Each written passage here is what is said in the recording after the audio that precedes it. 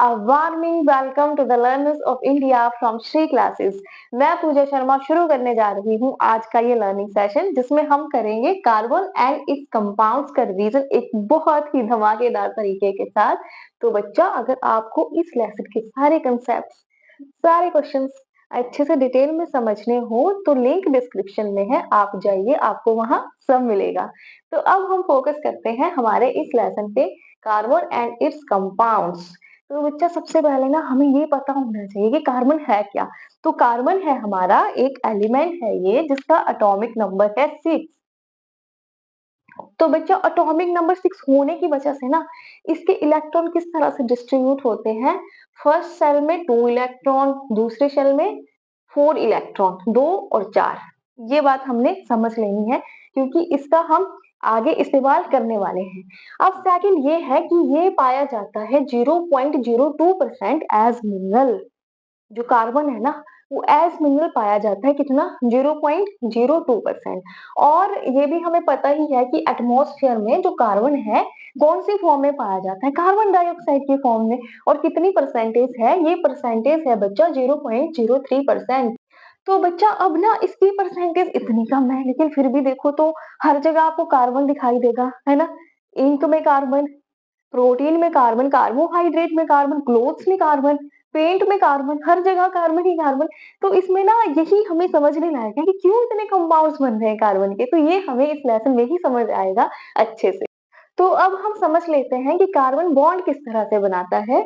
तो bonding in carbon में हमने यही समझना है बच्चा, ये बहुत इंपॉर्टेंट है। देखो हमने आयनिक बॉन्ड पढ़ा है ना मेटल एंड नॉन मेटल के केस में कि क्या होता है। एक हमारा जो मेटल है वो इलेक्ट्रॉन दे रहा है, नॉन मेटल इलेक्ट्रॉन ले रहा है, तो उसको आयनिक बॉन्ड कह देते हैं और वो स्ट्रॉन्ग भी होता है। लेकिन अगर कार्बन के केस में हम ये चीज अप्लाई करें ना कि इलेक्ट्रॉन दे दें या इलेक्ट्रॉन ले दें, तो बच्चा इसको ना या तो 4 इलेक्ट्रॉन देने पड़ेंगे, है ना, तभी यहाँ पे 2 बचेगा, सिर्फ कंप्लीट होगा। और या फिर बच्चा इसको 4 इलेक्ट्रॉन लेने पड़ेंगे।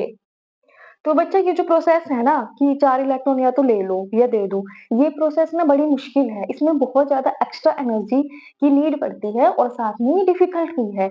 तो अब किस तरह से बॉन्डिंग की जाए कार्बन में। तो इस चीज को ओवरकम करने के लिए कार्बन क्या करता है, इलेक्ट्रॉन को शेयर कर देता है औरों के साथ कि आ जाओ हम मिलके इलेक्ट्रॉन को शेयर कर लेंगे। तो यही बॉन्ड ना जो शेयरिंग ऑफ इलेक्ट्रॉन से बनेगा ये हमारा कहलाता है कोवैलेंट बॉन्ड। और यही बॉन्डिंग पाई जाती है कार्बन एटम में, ध्यान रखना है ये। देखो कार्बन फॉर्म कोवैलेंट बॉन्ड कैसे करेगा, sharing of electron with other atom and itself. अब ये शेयरिंग ऐसा नहीं है कि वो सिर्फ अदर एटम से ही कर रहा है, वो अपने साथ भी शेयर करता है इलेक्ट्रॉन। तो बच्चा ये जो बॉन्ड बनते हैं ना इस तरह से शेयरिंग ऑफ इलेक्ट्रॉन से, ये ज्यादा स्ट्रॉन्ग नहीं होते हैं। आयनिक बॉन्ड जो होते हैं वो हमारे स्ट्रॉन्ग होते हैं। तो these bonds not very strong bond and have low melting and boiling points। बात करें ना आयनिक बॉन्ड की तो वहां पे बॉइलिंग और मेल्टिंग पॉइंट ज्यादा होते हैं लेकिन यहाँ पे लो होंगे। और generally non conductors of heat and electricity. तो बच्चा ये ना नॉन कंडक्टर होते हैं। आयनिक में हमने पढ़ा है कि वो कंडक्ट कर लेते हैं इलेक्ट्रिसिटी मोल्टन स्टेट में, और बच्चा ये नॉन कंडक्टर है। और ये सारी जो आप प्रॉपर्टीज पढ़ रहे हो ना ये इसीलिए है क्योंकि कार्बन में कोवैलेंट बॉन्ड है, तभी ये सारी प्रॉपर्टीज हम देख पा रहे हैं। लेकिन अगर मैं बात करूं ग्रेफाइट की, तो ग्रेफाइट जो है वो कंडक्टर है इलेक्ट्रिसिटी का, ये एक एक्सेप्शनल केस है, तो ये भी आप ध्यान में रख सकते हो। तो आओ कुछ एग्जांपल्स देख लेते हैं शेयरिंग ऑफ इलेक्ट्रॉन्स का। तो सबसे पहले है बच्चा हमारी हाइड्रोजन की फॉर्मेशन। तो देखो जब एच एच के बीच में बॉन्ड बनेगा ना तो 2 इलेक्ट्रॉन शेयर होंगे। याद रखना कि जब भी 2 इलेक्ट्रॉन शेयर होते हैं ना तो हमारा सिंगल बॉन्ड बनता है। अब ऑक्सीजन ऑक्सीजन किस तरह से इलेक्ट्रॉन शेयर करेंगे, यहाँ पे बच्चा 4 इलेक्ट्रॉन शेयर होंगे। तो 2 के लिए 1 बॉन्ड, तो 4 के लिए कितने बॉन्ड, 2 बॉन्ड, है ना, और 6 के लिए 3 बॉन्ड। ठीक है, समझ गए आप। तो ऑक्सीजन में जब इलेक्ट्रॉन शेयर होंगे तो देखो शेयर इलेक्ट्रॉन कैसे होते हैं, हमें ना अपना शेल कंप्लीट करना होता है। तो या तो सबसे पहले 2 होने चाहिए या उसके बाद 8 होने चाहिए। तो अब देखो ना इनमें इलेक्ट्रॉन कुछ इस तरह से शेयर हुए कि इस हाइड्रोजन के पास भी 2 हो गए और इसके पास भी 2 हो गए, दोनों खुश हैं। अब बात करूं मैं ऑक्सीजन की, तो बच्चों ऑक्सीजन के पास ना 6 इलेक्ट्रॉन है टोटल बैलेंस शेल में। वहां पे कितने होने चाहिए, 8 होने चाहिए। 6 इलेक्ट्रॉन है लेकिन होने चाहिए 8। तो यहाँ देखो ना इन्होंने आपस में 4 इलेक्ट्रॉन शेयर कर लिए, इस ऑक्सीजन के पास भी 8 हो गए, इसके पास भी 8 हो गए। तो यही प्रोसेस है कि हमने अपना जो शेल है वो कंप्लीट करना है। नाइट्रोजन का केस जब हम देखते हैं तो वहाँ पे 6 इलेक्ट्रॉन शेयर होते हैं। तो 6 इलेक्ट्रॉन शेयर हुए तो कितने बॉन्ड यहाँ पे बनेंगे? यहाँ पे बनेंगे बच्चा हमारे 3 बॉन्ड। तो नाइट्रोजन और नाइट्रोजन के बीच में आएगा हमारा ट्रिपल बॉन्ड। अगर मैं बात करूँ कार्बन डाइऑक्साइड की ना, क्वेश्चन पूछ भी लेते हैं कि बताओ किस तरह से बॉन्ड फॉर्मेशन हो रही है CO2 में।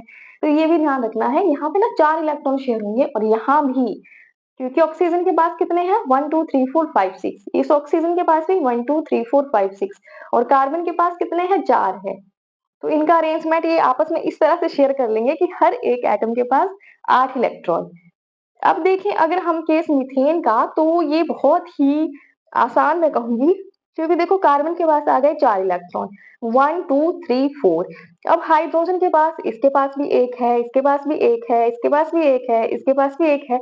तो ओवरऑल करके ना कार्बन के पास 8 इलेक्ट्रॉन आ जाएंगे और हर हाइड्रोजन के पास दो दो, दोनों खुश हो जाएंगे।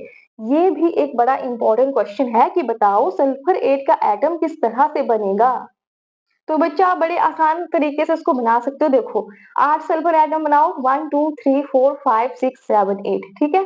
अब आप इस तरह से इसको फ्लावर की शेप में बना सकते हैं। अब हर सल्फर एटम के पास 6 इलेक्ट्रॉन होंगे ना, तो आप इस तरह से बना दो 1 2 3 4 और 2 इलेक्ट्रॉन आप बीच में यहाँ पे एडजस्ट करेंगे। इस तरह से ये बिल्कुल एग्जैक्ट हमारा स्ट्रक्चर बन जाएगा। तो ये ना बहुत आसान है बच्चा, बस यही कमी है कि आपको पेन और कॉपी लेके बैठना है, करना है आपको ये सारा। जब आप करोगे ना तो आपको 100% आएगा बहुत अच्छे से। तो ये सारा आपने करना है कि किस तरह से इलेक्ट्रॉन शेयर हो रहे हैं, किस तरह से 2 इलेक्ट्रॉन शेयर हो रहे हैं, 4 हो रहे हैं, 6 हो रहे हैं। तो आपको ये सारा बहुत ही आसान लगने वाला है। अब नेक्स्ट हमारा कंसेप्ट है बच्चा एलोट्रॉप्स ऑफ कार्बन। तो बच्चा ये एलोट्रॉप्स क्या होते हैं? ये एलोट्रॉप्स है कार्बन की डिफरेंट फॉर्म, कि कार्बन किन किन फॉर्म में एग्जिस्ट करता है, डिफरेंट स्ट्रक्चर मैं इसको कहूंगी कि जो एलोट्रॉप है कार्बन अलग अलग स्ट्रक्चर्स में एग्जिस्ट कर रहा है। अब अलग अलग स्ट्रक्चर की वजह से इनकी प्रॉपर्टीज में भी डिफरेंस आ रहा है। तो फर्स्ट जो एलोट्रॉप है कार्बन का वो है डायमंड। अब डायमंड में देखो आप स्ट्रक्चर कुछ इस तरह से है, देखो इसको, एक कार्बन एटम है वो 3 कार्बन 4 कार्बन एटम के साथ बॉन्डेड है। और आगे आप देखोगे फिर से एक कार्बन एटम 1 2 3 4 4 के साथ बॉन्डेड है। तो यही स्ट्रक्चर डायमंड में फॉलो होता है बच्चा। अब इसी स्ट्रक्चर की वजह से ना डायमंड में खास प्रॉपर्टीज आ जाती हैं, जैसे कि हार्डेस्ट सब्सटेंस बन जाता है ना। और साथ में इतना ये रिफ्लेक्शन करता है लाइट का, इतनी इसमें चमक दमक है कि इसके ऑर्नामेंट्स भी बनते हैं ना। और अगर वही मैं बात करूं ग्रेफाइट की, तो ग्रेफाइट में बच्चा एक कार्बन एटम के साथ 4 नहीं पर 3 कार्बन एटम बॉन्ड बनाएंगे। देखो ये कार्बन एटम है ना, 1 2 3, वहां पे 4 थे ना, अब यहाँ पे 3 आएंगे और ये ना कुछ इस तरह का स्ट्रक्चर बनता है कि हेक्सागोनल लगता है देखने में। अब इसी स्ट्रक्चर की वजह से ग्रेफाइट में कुछ एनोमलस प्रॉपर्टीज आ जाती हैं। जैसे हमने देखा डायमंड तो हार्डेस्ट हो गया, लेकिन बच्चा ये स्मूथ है और स्लिपरी है, और साथ में ये ना कंडक्टर ऑफ इलेक्ट्रिसिटी भी है। तो ये किस वजह से हुआ? स्ट्रक्चर की वजह से हुआ। एक और एलोट्रॉप है कार्बन का जिसको हम कहेंगे फुल रिंग। तो फुल रिंग क्या होता है बच्चा? कार्बन एटम अरेंज्ड होते हैं, इसी तरह से अरेंज होंगे कि एक कार्बन एटम के साथ 3 एटम बॉन्ड बनाएंगे। लेकिन ना ये कुछ शेप इस तरह से बन जाएगी फुटबॉल की तरह। तो इसको हम क्या कहेंगे? इसको हम कह देंगे फुल रिंग, फुटबॉल शेप। अब आगे है बच्चा वर्सेटाइल नेचर ऑफ कार्बन। तो ये तो बहुत ही ज्यादा इंटरेस्टिंग है। वर्सेटाइल नेचर का मतलब है कि कार्बन की खास एबिलिटीज है, तभी तो इतने कंपाउंड बन रहे हैं। तो यही हमने लिखना है कि versatile means the special ability, unique abilities of carbon. और वो क्या है एबिलिटीज? वो बच्चा दो है। एक है हमारी कैटेनेशन। तो ये कैटेनेशन क्या है ना, कि जो कार्बन है ना अपने ही एटम के साथ बॉन्ड बना लेता है आराम से, और इस तरह से ना ब्रांच बनती चली जाती है। जैसे आपने पर सुना ही होगा CH4 है, C2H6 है, तो लंबी लंबी ब्रांचेस बन जाती है। आप हर एटम को देखोगे ना, तो हर एटम इस तरह से नहीं कर पाता है बच्चा। ये कार्बन की ही खास प्रॉपर्टी है कि वो अपने ही एटम से बॉन्ड बनाएगा और लंबी लंबी चेनें बनेगी। सल्फर भी कुछ हद तक करता है, लेकिन कार्बन जो है वो बहुत अच्छे से कर पाता है। तो ये हमारी कैटेनेशन है, ability to form bond with other atoms of carbon, ability to form bond with other carbon atom is called catenation। तो बच्चा सिंगल बॉन्ड बनता है जब 2 इलेक्ट्रॉन शेयर होते हैं ना, डबल बनता है जब 4 होते हैं, ट्रिपल बनता है जब 6 होते हैं।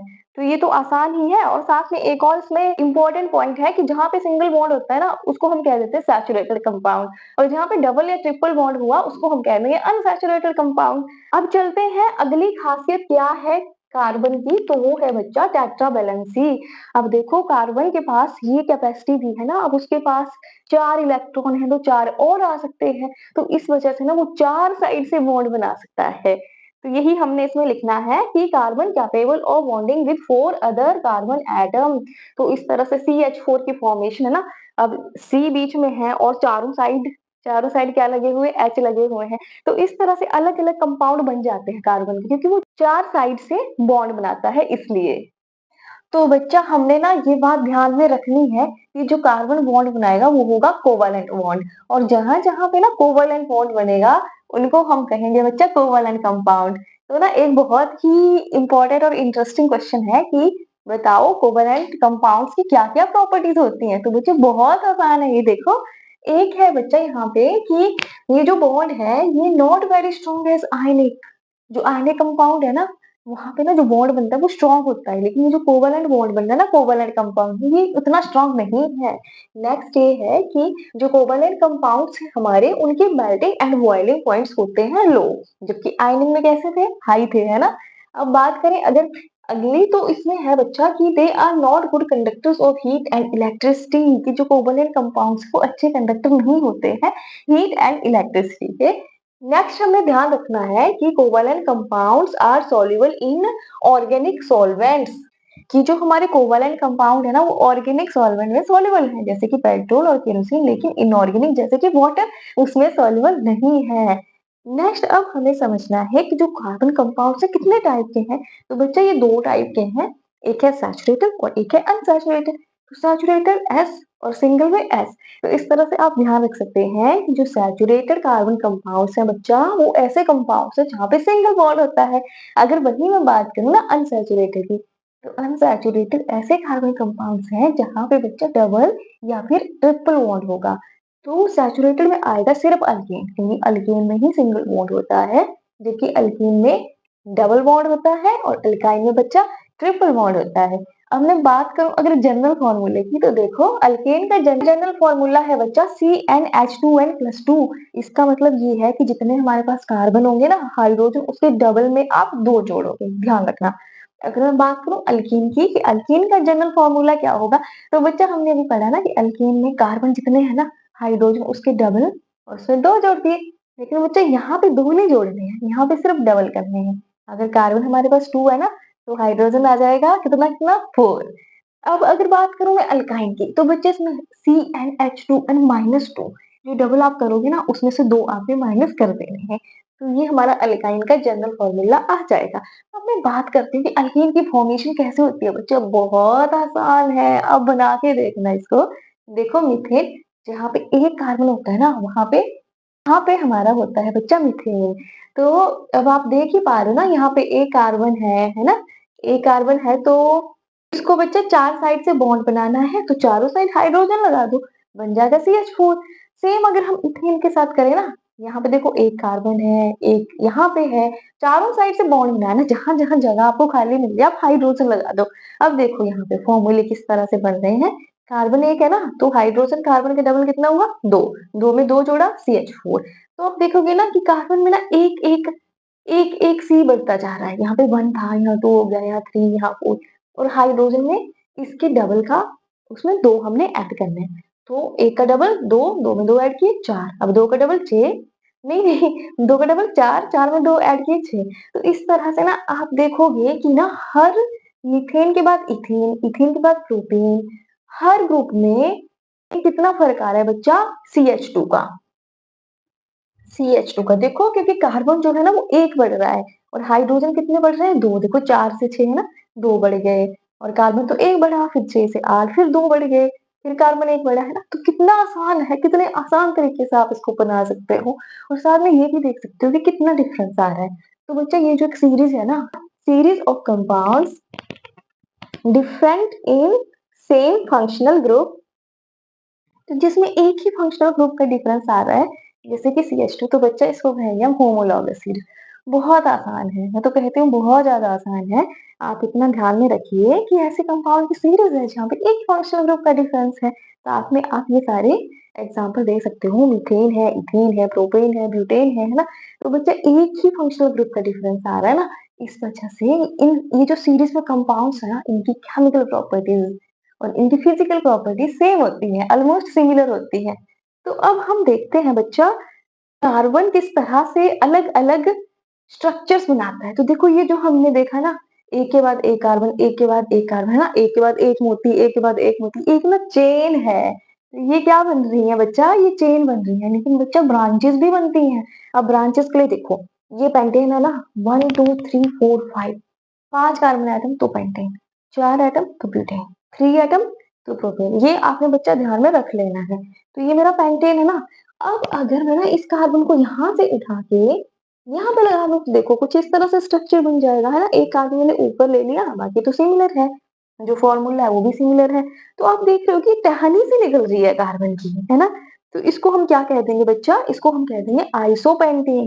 और अगर एक कार्बन मैं नीचे ले लेती हूँ ना, देखो यहाँ पे एक कार्बन ऊपर है, एक कार्बन नीचे है, तो ऐसा लगेगा कि एक ब्रांच ऊपर है और एक ब्रांच नीचे है। तो इस तरह से कार्बन ब्रांचेस भी बनाता है। तो देखो यहाँ पे 5 ही कार्बन है ना, 1, 2, 3, एक मैंने ऊपर ले लिया, एक मैंने नीचे ले लिया, एक ब्रांच ऊपर है, एक नीचे है। तो इस तरह से ये बन जाएगी बच्चा ब्रांचेस। ही कंपाउंड के डिफरेंट डिफरेंट स्ट्रक्चर होते हैं कि जहाँ पे फॉर्मूला तो एक ही है लेकिन जो स्ट्रक्चर है ना वो डिफरेंट बन रहा है। तो क्या लिखोगे आप? स्ट्रक्चरल आइसोमरिज्म में बहुत ही इजी कंसेप्ट है बच्चा, ये structural isomerism same chemical formula, कि केमिकल फॉर्मूला तो सेम है लेकिन हमारे जो स्ट्रक्चर है वो डिफरेंट है। बहुत आसान है, आप एग्जाम्पल दीजिए। पेंटेन का दो, नियोपेंटेन का दो, आइसोपेंटेन का दो, बना के देखो बच्चा, बहुत आसान है। अब मैं बात करती हूँ रिंग्स की। ये जो कार्बन है चेन्स में भी है, ब्रांचेस में भी है, लेकिन बच्चों वो रिंग्स में भी है। रिंग्स मतलब एक सर्कल सा, है ना? तो देखो यहाँ पे ये देखो आप, ये बहुत इंपॉर्टेंट इसका एग्जाम्पल है C6H12। एक क्वेश्चन ना इसमें से ये भी आ जाता है कई बार कि बताओ स्ट्रक्चरल आइसोमरिज्म क्या होता है। तो बच्चा ये है ना कि फॉर्मूला तो यही है C5H12 और कंपाउंड भी हमारा यही है, पेंटेन ही है, लेकिन स्ट्रक्चर डिफरेंट है। ये देखो एक आइसोपेंटेन बन गया क्योंकि कार्बन एक ऊपर चला गया, और यहाँ पे नियोपेंटेन बन गया क्योंकि एक कार्बन ऊपर है और एक नीचे है। तो यही आपने लिखना है कि स्ट्रक्चरल आइसोमर्स क्या होते हैं। आसान है फॉर्मूला, तो आप ऐसे ऐसे याद करोगे ना, C6H12, 6 का डबल 12। तो बच्चे ये साइक्लोहेक्सेन है, 1, 2, 3, 4, 5, 6, 6 कार्बन है ना, आपको 6 कार्बन की एक रिंग बनानी है। साथ में दो दो हाइड्रोजन आप इसमें अटैच कर रहे हो। आप कहोगे कि दो ही क्यों? क्योंकि ये स्ट्रक्चर ही ऐसा है। देखो यहाँ पे चार साइड से ही बॉन्ड बनाएगा ना कार्बन, एक दो तो हो गया, कार्बन के साथ ही हो गया, तो दो ही बचे ना, तो दो दो के साथ फिर हाइड्रोजन अटैच है, तो ये हमारा बन गया साइक्लोहेक्सेन। बहुत आसान है। अब ना इसी की थोड़ी सी मैं मॉडिफिकेशन आपको बताऊं, ये क्या बच्चा हमारा बेंजीन,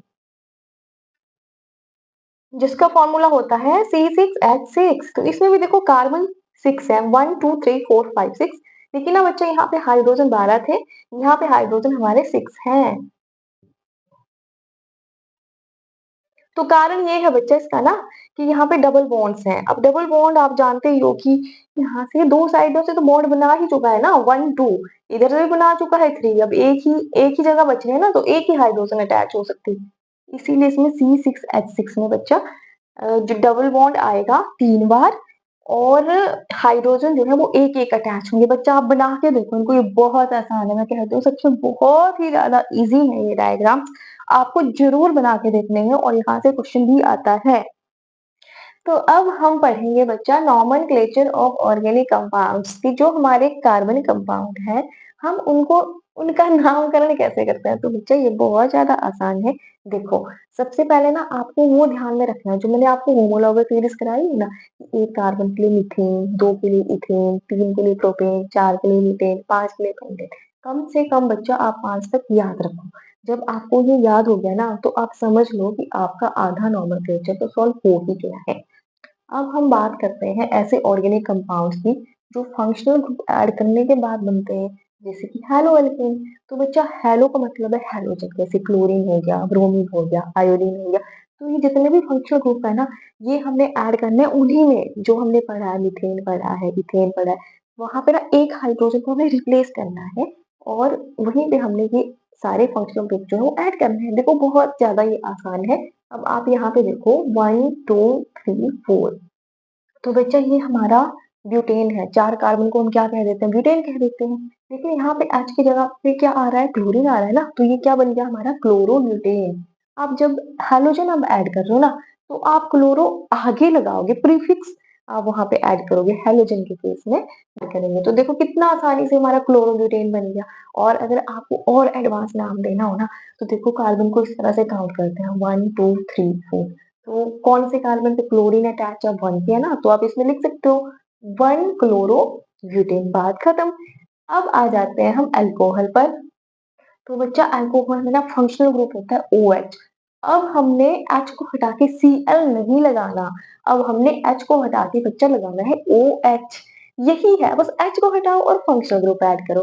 तो हम नामकरण किस तरह से करेंगे? अब यहाँ पे तो हम लिख रहे थे ना क्लोरोब्यूटेन, लेकिन अब 3 कार्बन है तो बच्चा हो गया प्रोपेन, है ना। लेकिन हम इसमें अब ऐसा नहीं लिखेंगे कि एल प्रोपेन है ना, हम आगे नहीं अटैच करेंगे। अल्कोहल के केस में हम पीछे लगाएंगे OL, प्रोपेनोल। तो बच्चा ये हमारा बन जाएगा प्रोपेनोल। तो बहुत ही आसान है ना। अगर आपको और इसको अच्छे से लिखना हो तो आप क्या करो, ये 1 है, ये 2 है, 3, 1 प्रोपेन 1 ओल, इस तरह से लिख लो या 1 प्रोपेनोल लिख लो, ये भी है। वैसे आप इतना भी लिखो तब भी कोई प्रॉब्लम नहीं है। अब बात करूं मैं एल्डिहाइड की, तो बच्चा अब जहाँ पे OH लग रहा था, जहाँ पे क्लोरीन लग रही थी, अब वहां पे लगेगा बच्चा CHO। इस तरह से देखो, ये 3 कार्बन है 1, 2, 3, और यहाँ पे तीसरे कार्बन पे हमने बना दिया है CHO। तो बच्चा ये ना आप देख पा रहे हो कि कार्बन और ऑक्सीजन के बीच में ना डबल बॉन्ड होता है, सिंगल बॉन्ड नहीं होता। ये भी आपने बात ध्यान में रखनी है कि कार्बन और ऑक्सीजन को लिख रहे हो ना, डबल बॉन्ड आपने लिखना है, सिंगल नहीं लिखना। तो देखो ये हमारा कुछ इस तरह से बन गया। आप कहोगे कि एच यहाँ पे मैंने क्यों नहीं लगाया? तो बच्चा कार्बन की तो यही टेंडेंसी है, 4 साइड से जुड़ने की, है ना। तो 1, 2, 3, 4, 4 से तो ये जुड़ ही गया ना। पांचवें जो टेंडेंसी नहीं है तो मैं कहाँ से लगाऊं? तो इसीलिए ये इस तरह से कुछ हमारा फंक्शनल ग्रुप ऐड होता है CHO। तो बच्चा अब CHO जो है वो एल्डिहाइड है ना। तो अब यहाँ पे मैं लिख रही थी प्रोपेनोल अल्कोहल के लिए, अब मैं लिखूंगी बच्चा प्रोपेनल AL, क्योंकि यहाँ पे एल्डिहाइड है ना। तो इसलिए ये आप लिखो, थोड़ी प्रैक्टिस करो आप बनाने की, आप कर सकते हो। जब आप थोड़ी प्रैक्टिस करोगे ना, आपको एकदम से क्लियर हो जाएगा कि यहाँ पे मैंने अल्कोहल लिखना है और यहाँ पे मैंने एल्डिहाइड लिखना है। तो अब बात करें अगर कीटोन की, तो कीटोन बच्चा ये देखो इस तरह से है कुछ CO है ना, तो इस साइड भी कनेक्शन होता है, इस साइड भी कार्बन का कनेक्शन होता है, और CO जो है वो हमारा बीच में आ जाता है, साइड में नहीं है। तो इसी को हम क्या कह देते हैं? कीटोन कह देते हैं। अब यहाँ पे देखो आप 1, 2, 3, 3 कार्बन है ना, तो 3 कार्बन का मतलब क्या हुआ? प्रोपेन हुआ, है ना। और CO बीच में आ रहा है, इधर भी कनेक्शन है, इधर भी कनेक्शन है, तो ये हमारा कीटोन है। तो हम इसको लिख देंगे बच्चा प्रोपेनोन। प्रोपेन तो है ही ना, अब हमने पहचान लिया कीटोन है तो लगा दो ONE लास्ट में, तो ये बन गया हमारा प्रोपेनोन। अब अगर मैं बात करूं कार्बोक्सिलिक एसिड की, तो बच्चा इसमें फंक्शनल ग्रुप होगा COOH। यही आपको ध्यान रखना है कि अल्कोहल में OH, एल्डिहाइड में CHO, कीटोन में CO, कार्बोक्सिलिक एसिड में COOH। और आपको सब कुछ क्लियर हो जाएगा, आपको कहीं भी प्रॉब्लम नहीं आने वाली। तो देखो काउंट करते हैं, ये है बच्चा 1, 2, 3, 3 कार्बन है तो प्रोपेन तो बन गया, ठीक है। अब हमने पहचान लिया कि COOH है ना, COOH के लिए हम क्या कह देते हैं? Carboxylic acid. तो यही हमने बना देना है प्रोपेनोइक एसिड। अगर इथेन होता तो इथेनोइक एसिड है ना, और अगर ब्यूटेन होता तो बच्चा ब्यूटेनोइक एसिड आ जाता। अब यहाँ पे आप कह रहे होंगे कि कार्बन और ऑक्सीजन के बीच में तो डबल बॉन्ड आना चाहिए, लेकिन बच्चा वो कार्बन और ऑक्सीजन की बात कही है, और ये सिंगल ऑक्सीजन नहीं है, ये OH है। इसलिए ये आपने ध्यान में रखना है कि अकेला सी और O उनके बीच डबल बॉन्ड आएगा, ठीक है। तो ये हमारा बन गया बच्चा प्रोपेनोइक एसिड। फिर तो एल्कीन बच्चा डबल बॉन्ड, जहाँ पे डबल बॉन्ड आता है वहां पे हम ईन लिखते हैं। अब जैसे हम लिख रहे थे ना मीथेन, तो अब डबल बॉन्ड में हम मीथेन नहीं बना सकते बच्चा, क्योंकि क्योंकि डबल बॉन्ड के लिए ना 2 कार्बन एटम होने भी तो जरूरी है ना, तो मीथेन तो बनेगा नहीं, इथेन ही बनेगा। अब इथेन है ना, तो हम अगर डबल बॉन्ड है 2 कार्बन एटम के बीच में तो इथेन लिखेंगे उसको। और अगर प्रोपेन था पहले तो सिंगल बॉन्ड था ना, अगर डबल बॉन्ड आ गया ना बच्चे 3 कार्बन एटम में और डबल बॉन्ड है कहीं भी, तो आप उसको लिखोगे प्रोपीन। और इसी तरह अगर मैं बात करूँ ना अल्काइन की, कि जैसे अभी मैंने बताया आपको कि मैं इथेन का केस ले रही हूँ। इथेन में अगर सिंगल बॉन्ड है तो मैंने लिख दिया इथेन, लेकिन अगर कहीं भी डबल बॉन्ड है तो मैंने क्या लिखा? इथेन लिख दिया, है ना? और अगर ट्रिपल बॉन्ड है तो बच्चे वहाँ पे इथाइल आ जाएगा। प्रोपेन, प्रोपीन, प्रोपाइन, इस तरह से आपने ध्यान रखना है, समझना है ये बात कि सिंगल के लिए ये, डबल के लिए ये, ट्रिपल के लिए ये। तो अब ये देखो एल्कीन की अगर मैं बात करूँ तो बच्चा 1, 2, 3, 3 कार्बन है ना, 3 कार्बन के लिए क्या बोलते हैं? प्रोपेन बोलते हैं ना। लेकिन यहाँ पे बच्चा डबल बॉन्ड आ रहा है तो प्रोपीन बन गया ना। अब यहाँ पे 1, 2, 3 3 कार्बन एटम है लेकिन ट्रिपल बॉन्ड आ रहा है बच्चे, तो प्रोपाइन बन गया है ना, सिंपल सी बात है। अब आप इसमें कंफ्यूज मत होना कि डबल बॉन्ड है तो यहाँ पे H कहाँ चले गए? बच्चा देखो आप इस तरह से H लगा सकते हो। आप हाइड्रोजन ऐसे लगाओगे कि 4 साइड से हम बॉन्ड बनाएंगे। तो अब देखो 2 साइड से तो बन ही है ना इस कार्बन के पास, 1, 2, 3, 4, तो अब यहाँ पे मैं नहीं लगा सकती हूँ। अगर इधर मैं बात करूँ ना, 1, 2, 3, 4, तो यहाँ भी कार्बन के पूरे बॉन्ड जो है कंप्लीट हो गए हैं, इसलिए हमने इस तरह से लिया। अब मैं बात करूँ ना, इधर देखो 1, 2, 3, तो एक ही साइड है ना, एक ही साइड से बॉन्ड बन सकता था, और जो बन गया है 4 पूरे हो गए, तो मैं इधर इधर तो लगा ही नहीं सकती ना। तो ये आपने ध्यान में रखना है कि कार्बन 4 साइड से ही बॉन्ड बना सकता है। और जैसे ही ना अब यहाँ पे 1 से डबल बॉन्ड हुआ, एक बॉन्ड बढ़ गया ना, तो फिर एक साइड भी उसकी रैप बॉन्ड हो चुकी है। ये हमने ध्यान में रखना है। तो देखो बच्चा अब एक और इंटरेस्टिंग ग्रुप है अल्काइल। तो बच्चे जैसे ना 1, 2, 3, 4, 5 है ना, ये हमारे कितने हैं? 5 कार्बन एटम है। अगर आप देखोगे ना कि कहीं भी CH3 ग्रुप लगा है तो इसको हम कह देते हैं अल्काइल ग्रुप। ये ना इस तरह से ध्यान रखना है आपने कि मीथेन से एक एक हाइड्रोजन का CH4 CH3 का बन जाएगा मिथाइल। अगर मैं इथेन की बात करूँ ना, C2H6, अगर C2H5 हो ना तो वो इथाइल बन जाएगा। अगर मैं बात करूँ प्रोपेन की C3H8 है ना, 6 का डबल, 6 में 2 ऐड करने हैं तो C3H8 तो प्रोपेन है, लेकिन C3H7 ये बन गया हमारा प्रोपाइल। तो बच्चे ये देखो ये हमारा है मिथाइल।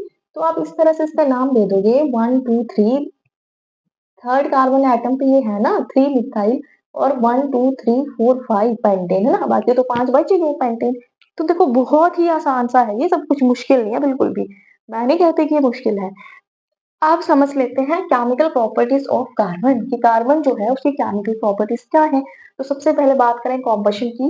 तो कॉम्बशन होता है कि हम कार्बन को हीट कर रहे हैं in the presence of oxygen. तो जब आप कार्बन को हीट करोगे ऑक्सीजन के प्रेजेंस में, तो देखो बच्चा क्या बन रहा है? CO2 बन रही है ना, C+O2, और साथ में ना हीट और लाइट निकल रही है। तो वो मीथेन है, ऑक्सीजन में आपने उसको हीट किया तो कार्बन डाइऑक्साइड निकला, वाटर निकला, और साथ में हीट और लाइट निकलती है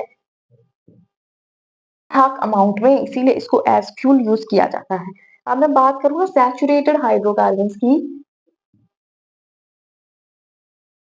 जो हमने समझा ही है ना, S for saturated, S for single, जिनमें सिंगल बॉन्ड हो, तो बच्चों वो देते हैं हमें क्लीन फ्लेम, ठीक है जब उनका कंबशन हो रहा है तो वहां से क्लीन फ्लेम निकलती है। लेकिन हम मैं बात करूँ ना अनसैचुरेटेड हाइड्रोकार्बन्स की, तो बच्चा वो हमें देते हैं शूटी फ्लेम। ये फ्लेम जो होती है ये क्लीन फ्लेम नहीं होती है, ध्यान रखना है हमने। तो बच्चे ये जो फ्लेम है ना, ये तभी पॉसिबल होती है, फ्लेम तभी प्रोड्यूस होती है जब वहां पे वोलेटाइल सब्सटेंसेस होते हैं। तभी हम देखते हैं ना, हमें दिखता है कि एकदम लपटे हैं, तो लपटे कैसे दिख रहे हैं? कि वहां पे ना छोटे छोटे पार्टिकल जल रहे हैं, वही हमें दिखाई देते हैं कि ठीक है अभी वो जल रहे हैं। लेकिन अगर बात करूं मैं, अगर कहीं पे गैसेस सब्सटेंसेस नहीं होते हैं, वोलेटाइल सब्सटेंसेस ना हो, तो वहां पे फ्लेम प्रोड्यूस नहीं होती, कंबशन फिर भी होता है। जैसे कि केस ले लें हम, अंगीठी है, उसमें आपने देखा ही है कि कोयला जल रहा होता है ना, उसमें लपटें तो नहीं प्रोड्यूस हो रही है लेकिन हीट तो मिल रही है ना बच्चा। अच्छा एक और क्वेश्चन यहाँ से बन जाता है कि कई बार क्या होता है ना कि हमारे किचन के जो वेसल्स हैं, बर्तन हैं, आप देखोगे ना उनके सरफेस ब्लैक हो जाते हैं। तो क्वेश्चन आता है कि क्यों, ऐसे क्यों होता है? तो बच्चा ध्यान रखना है, ऐसा इसलिए होता है क्योंकि जो हमारा फ्यूल है ना वो बर्न नहीं हो पाता है अच्छे से। कि वो बर्न इसलिए नहीं हो पा रहा है क्योंकि वहां पे होल्स बन चुके हैं, जो वेसल है ना उसके बॉटम में होल्स बन चुके हैं, जिससे फ्यूल जो है वो नहीं पहुंच पा रहा है। जो खाना हम बना रहे हैं ना, तो उस तक हमारा पूरा फ्यूल नहीं पहुंच पा रहा है, वो वहीं पे वेस्ट हो रहा है क्योंकि वहां पे कुछ होल्स है। तो हमने ये बात भी ध्यान में रख लेनी है। अब हम समझते हैं ऑक्सीडेशन को। तो बच्चों ऑक्सीडेशन तो आपको पता ही है, एडिशन ऑफ ऑक्सीजन है, कोई बड़ी बात तो है नहीं ना, हम पढ़ते ही हैं, तो यही आपने लिखना है। Oxidation is the chemical process of adding oxygen. तो अब ये देखो आप, ये CH3CH2OH, ये है बच्चा हमारा इथेनॉल, क्योंकि अब देखो ना OH ओल और 2 कार्बन है तो इथेन है ना। अब तो आप बना सकते हो तो ये इथेनॉल है बच्चा। और ना जब मैं हीट करूंगी बच्चा in the presence of alkaline KMnO4 और एसिडिफाइड K2Cr2O7 तो बच्चा यहाँ पे ना एक और ऑक्सीजन ऐड हो जाएगी। देखो CH3COOH और ये जो H2 है ना ये ऑक्सीजन के साथ कंबाइन करके वाटर जो है हमें मिल जाएगा और यहाँ पे हमें बन जाएगा COOH। क्या है बच्चा? COOH है हमारा, ये देखो ओइक एसिड है ना। तो यहाँ पे 2 कार्बन है तो इथेनोइक एसिड, वहां पे प्रोपेनोइक एसिड था तो ये बन गया बच्चा हमारा इथेनोइक एसिड। तो ये रिएक्शन जो है वो बहुत ज्यादा इंपॉर्टेंट है क्योंकि इससे हम इथेनॉल को ट्रीट करके इथेनोइक एसिड जो है वो प्राप्त गेट कर सकते हैं। तो ये आपने ध्यान में रखना है, बहुत इजी सा रिएक्शन है। इसमें से ये भी क्वेश्चन आ जाता है कि ये जो अल्केलाइन KMnO4 है ये एसिडिफाइड K2Cr2O7 है, इसके बारे में भी क्वेश्चन आ जाता है क्योंकि बच्चा ये ऑक्सीडाइजिंग एजेंट है। ध्यान रखना आपने, ये है हमारे ऑक्सीडाइजिंग एजेंट्स। हमने पढ़ा है ना ऑक्सीडाइजिंग एजेंट्स क्या होते हैं। ऑक्सीडाइजिंग एजेंट्स ऐसे एजेंट्स होते हैं जो ना ऑक्सीजन ऐड कराते हैं, जो दूसरों की ऑक्सीडेशन कराते हैं, अपनी ऑक्सीडेशन नहीं कराते हैं। तो अपने आप तो वो रिड्यूस हो जाते हैं। अब ये जो KMnO4 है ना ये ऑक्सीजन इसको दे रहा है तो इसकी ऑक्सीडेशन हो रही है, तो जो करा रहा है ना बच्चा वो है हमारा ऑक्सीडाइजिंग एजेंट। तो क्वेश्चन आता है कि क्यों, तो आपने बताना है कि इसलिए देखो ये देखो यहाँ पे ऑक्सीजन को ऐड करा रहा है और साथ में आप ये रिएक्शन भी लिखोगे ताकि क्लियर हो जाए कि आपको सब कुछ पता है। अब बात करते हैं एडिशन की। तो बच्चा एडिशन बहुत ही आसान है। एडिशन में एडिशन किसका होगा, किसी न किसी का एडिशन तो होगा। बच्चे इसमें एडिशन होगा हाइड्रोजन का। तो देखो कैसे होगा, आप ऐसे लिखोगे it is a process of chemical process of addition of hydrogen. ये देखो बच्चा डबल बॉन्ड है ना, तो डबल बॉन्ड में था हमारा अनसैचुरेटेड हाइड्रोकार्बन। तो बच्चे ये हमारा अनसैचुरेटेड कंपाउंड है और हम इसको ट्रीट कर रहे हैं, इसमें हाइड्रोजन ऐड करेंगे निकल कैटालिस्ट की प्रेजेंस में। तो देखो बच्चे कैसे होगा, यहाँ ना जो डबल बॉन्ड है ना वो सिंगल बन जाएगा और सिंगल बन जाएगा, बाकी चीजें तो वैसे ही रहेंगी। 2 R है तो 2 R है ना, लेकिन 2 हाइड्रोजन यहाँ पे ऐड हो जाएंगी और एक बॉन्ड जो है, जो 2 बॉन्ड थे ना वो एक बन जाएंगे। तो इस तरह से बच्चा यहाँ पे हमें मिलेगा सैचुरेटेड, अनसैचुरेटेड से हमें सैचुरेटेड कंपाउंड्स मिल जाएंगे। बड़ी सिंपल प्रोसेस है, हाइड्रोजन ऐड करेंगे आप, डबल बॉन्ड का आपको सिंगल बॉन्ड मिल जाएगा। डबल बॉन्ड में अनसैचुरेटेड था, सिंगल बॉन्ड में S for single, S for saturated है ना। तो यहाँ पे बन गया हमारा सैचुरेटेड कंपाउंड।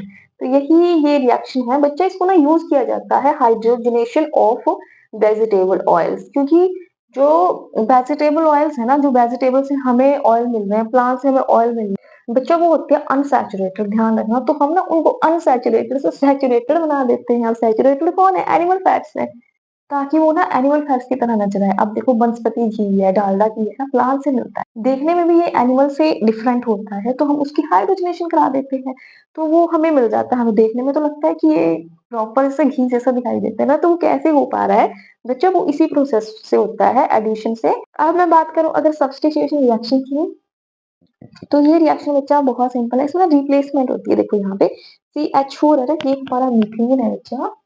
तो मीथेन की मैं रिएक्शन अगर कराती हूँ क्लोरीन से in the presence of sunlight, इसमें सनलाइट जरूरी है, तो यहाँ से ना एक H को हटा देगी क्लोरीन और अपने आप यहाँ पे बॉन्ड बना लेगी। तो ये हमें मिल जाएगा बच्चा क्लोरोमीथेन बन जाएगा ये, क्योंकि क्लोरो हम आगे लिखते हैं ना।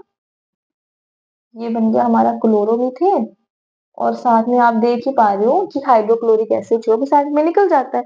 तो ये सब्स्टिट्यूशन रिएक्शन है, सिंपल रिप्लेसमेंट है कि एक H को हमने रिप्लेस करा दिया क्लोरीन से। और रिएक्शन कैसे हो रही है, in the presence of sunlight.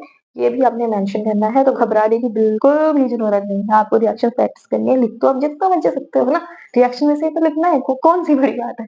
तो अब हम समझेंगे प्रॉपर्टीज ऑफ इथेनॉल और प्रॉपर्टीज ऑफ इथेनोइक एसिड। तो सबसे पहले बात करते हैं इथेनॉल की। देखो बच्चा, आपको ध्यान में होना चाहिए कि इथेनॉल का केमिकल फॉर्मूला क्या है। तो बच्चा इथेनॉल का केमिकल फॉर्मूला है C2H5OH, इसको ये भी कह देते हैं CH3CH2OH। तो ध्यान में रखना है आपने, कॉमनली इसको कहा जाता है अल्कोहल।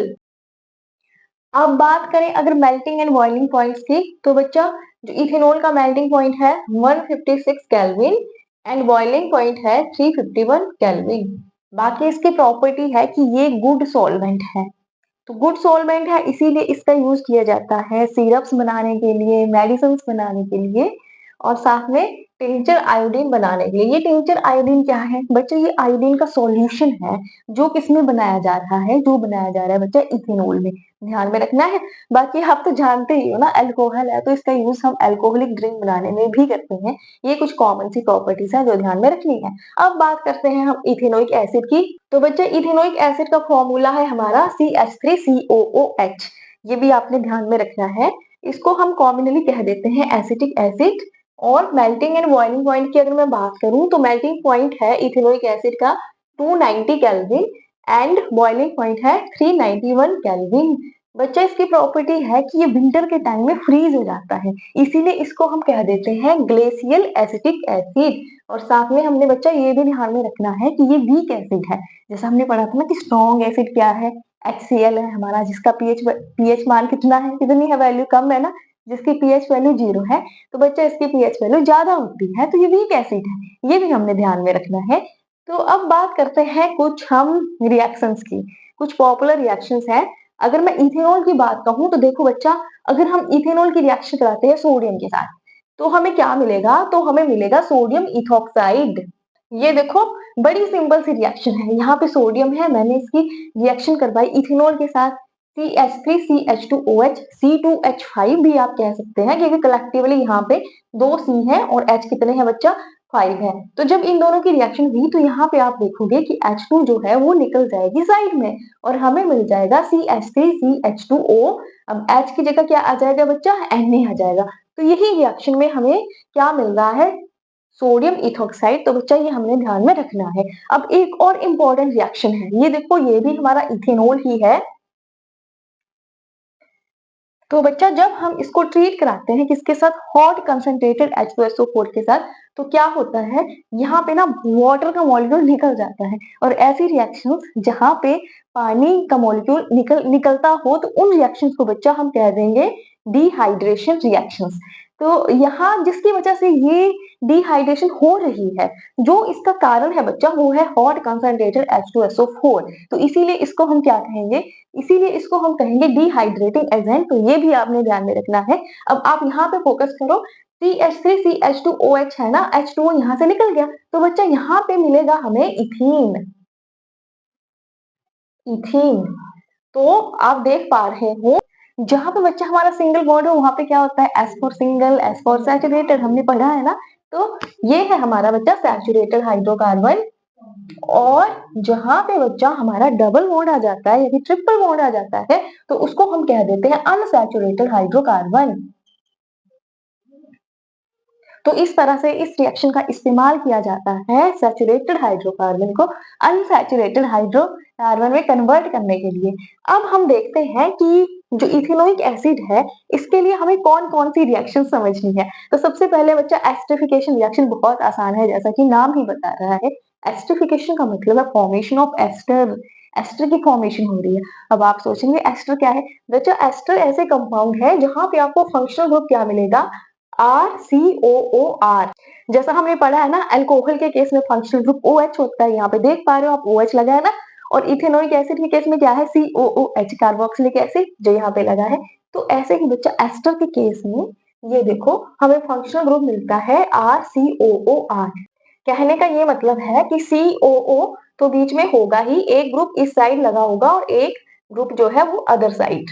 तो बहुत ही आसान, मैं कहूंगी बहुत इजी ये रिएक्शन है। देखो यहाँ पे CH3COOH ये हमारा इथेनोइक एसिड है और CH3CH2OH ये हमारा अल्कोहल है। जब मैंने इन दोनों की रिएक्शन कराई ना बच्चा, किसकी प्रेजेंस में?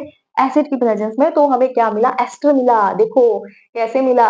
COO है ना, ये COO तो बीच में आ ही गया ना। इस साइड क्या आ गया? CH3 और इस साइड क्या आ गया बच्चा हमारा? CH3 और साथ में वाटर हमारा निकल गया। तो बस ये अरेंजमेंट ही आपने करनी है। जब आप इसकी प्रैक्टिस करोगे तो आपको समझ में आ जाएगा कि हमने किस तरह से ये रिएक्शन लिखनी है। तो बच्चा यहाँ पे एस्टर की फॉर्मेशन हुई, इसीलिए इसको कहते हैं एस्टरिफिकेशन रिएक्शन। अब बच्चे ये जो एस्टर की फॉर्मेशन हुई है ना, ध्यान से समझना, ये एस्टर है। तो जब मैं इसको रिएक्ट कराऊंगी NaOH के साथ, सोडियम हाइड्रोक्साइड के साथ, तो बच्चा हमें मिलेगा, आप यहाँ पे देख रहे हो ना, CH3COO, C2H5 जो है वो निकल गया और यहाँ पे बच्चा हमें मिलेगा Na। Sodium salt of carboxylic acid इसको कहेंगे। C2H5 है बच्चा, ये OH के साथ मिलके हमें बना देगा इथेनॉल।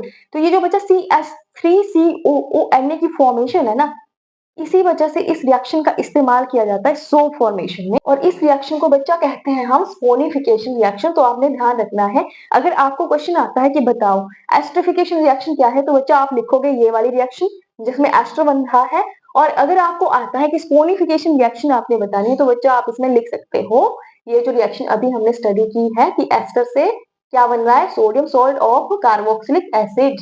अब अगर मैं बात करूं कि इथेनोइक एसिड जो है, एसिड की अगर मैं रिएक्शन कराती हूँ बेस से, तो क्या होता है हमें पता है ना, एसिड और बेस आपस में रिएक्ट करके क्या बनाते हैं, सॉल्ट बनाते हैं और वाटर बनाते हैं। क्या कहते हैं इस रिएक्शन को बच्चा, इस रिएक्शन को कहा जाता है न्यूट्रलाइजेशन रिएक्शन। तो सेम यही रिएक्शन यहाँ भी होगा। देखो आप, अगर मैं ये जो हमारा CH3COOH है इसकी रिएक्शन करा रही हूँ बेस के साथ, तो बच्चा हमें सॉल्ट मिल रहा है और वाटर मिल रहा है, वो बड़ी सिंपल सी रिएक्शन है।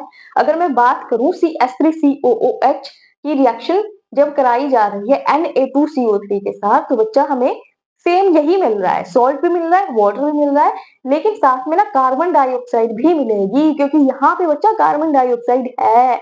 अगर हम रिएक्शन कराते हैं CH3COOH की NaHCO3 के साथ, बेकिंग सोडा के साथ, तो बच्चा सेम सेम प्रोडक्ट देखो, ये सॉल्ट है, ये वाटर है, और साथ में क्या मिल रहा है, साथ में मिल रही है कार्बन डाइऑक्साइड। बाकी एक पॉइंट हमने ये भी समझना है कि जब एसिटिक एसिड का सॉल्यूशन बनाया जाता है बच्चा वाटर में, जब वाटर में हम 5 to 8% एसिटिक एसिड डाल रहे हैं, कहने का मेरा ये मतलब है कि वाटर ज्यादा है, ठीक है, वाटर ज्यादा है, उसमें सिर्फ 5 से 8% एसिटिक एसिड हम डाल रहे हैं, तो उसको हम क्या कह देंगे, उसको हम कह देंगे विनेगार। अब कुछ पॉइंट ऑफ डिफरेंसेस हैं इथेनोइक एसिड और अल्कोहल में। कई बार क्वेश्चन आ जाता है कि बताओ क्या डिफरेंस है इथेनॉल में और इथेनोइक एसिड में। तो बच्चा बहुत सिंपल है, देखो एसिड, तो इथेनोइक एसिड है ना, तो इसी वजह से क्या करेगा, वो ब्लू लिटमस पेपर को रेड में कन्वर्ट करेगा। लेकिन जो इथेनॉल है वो ऐसा नहीं करेगा बच्चा, क्योंकि वो एसिड नहीं है। और दूसरी बात ये हमने ध्यान में रखनी है कि जो इथेनोइक एसिड है, जब हम इसकी रिएक्शन करा रहे हैं NaHCO3 के साथ, ये देखो ये पॉइंट आप यहाँ पे मेंशन कर सकते हो, तो कार्बन डाइऑक्साइड निकलेगी बच्चा, लेकिन कार्बन डाइऑक्साइड नहीं निकलेगी अगर हम इथेनॉल की रिएक्शन कराएं NaHCO3 के साथ। तो बच्चा ये बहुत ही सिंपल पॉइंट ऑफ डिफरेंसेस हैं, तो ये आपने ध्यान में रखने हैं बच्चा, ये केमिकल डिफरेंसेस हैं। और अगर आपको इस तरह से क्वेश्चन आए कि बताओ फिजिकल डिफरेंस क्या है, तो आप मेल्टिंग पॉइंट और बॉइलिंग पॉइंट उसमें मेंशन कर सकते हैं। बाकी केमिकल डिफरेंसेस में आप ये बताएंगे कि ethanoic asset turn blue litmus paper red and CO2 evolve when treated with NaHCO3, no such changes in case of ethanol। तो इथेनॉल की साइड आप लिख सकते हो कि नहीं, इसने ब्लू लिटमस पेपर के ऊपर कोई चेंज नहीं दिखाया, और साथ में ये भी लिख सकते हो कि वहां पे कार्बन डाइऑक्साइड गैस का इवोल्यूशन नहीं हुआ।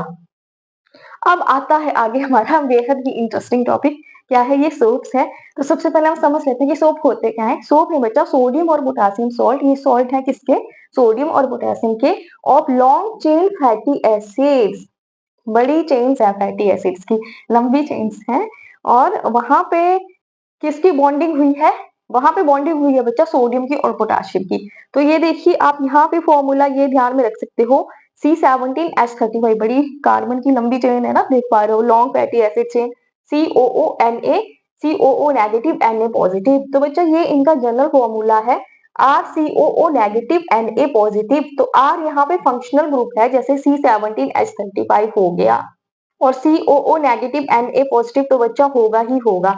तो अब हम आगे, अगर हमें इसका मैकेनिज्म समझना है तो बहुत आसान है। देखो ये जो यहाँ पे मैंने जनरल फॉर्मूला लिया है ना, RCOO नेगेटिव Na पॉजिटिव, तो बच्चा ये अपने आप को कुछ इस तरह से अलाइन करेगा, ये देख रहे हो आप, RCOO नेगेटिव जो है अलग पोर्शन बना देगा, जिसको हम कहेंगे हाइड्रोफोबिक। अब हाइड्रोफोबिक का मतलब होता है पानी से डर, पानी से फोबिया।